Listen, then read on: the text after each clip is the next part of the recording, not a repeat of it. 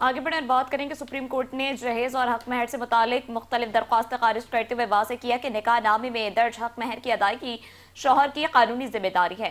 तफसीलात जानते हैं इस्लामाबाद से ब्यूरो चीफ बिलाल डार से। जी बिलाल डार, अदालत की जानिब से मजीद क्या कहा गया, बताइएगा। चीफ जस्टिस पाकिस्तान या अफरीदी के सरबराही में 2 रुकनी बेंच ने इन दरखास्तों की समाअत की। पुराने समाज चीफ जस्टिस ने रिमार्क्स दिए कि औरत के साथ जब शादी की जाती है तो निकाह नामे के तहत तयशुदा हक महर और दीगर शराइत पर अमल दरामद करना लाजिम होता है। हक महर में जो कुछ लिखा जाए शोहर इसकी अदायगी का पाबंद है।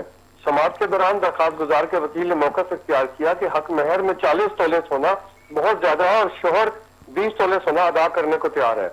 इस पर चीफ जस्टिस ने रिमार्क्स दिए कि अगर कुछ और दिया जाए तो मामला खुशउस्लूबी से तय हो सकता है, जबकि बेगम को मुतमईन करना शोहर की जिम्मेदारी है। चीफ जस्टिस ने मजीद कहा कि अदालत ऐसे खानदानी मामलात में मुदाखलत नहीं कर सकती जहां फ्रीकैन बाहमी रजामंदी से मामला हल कर सकते हो।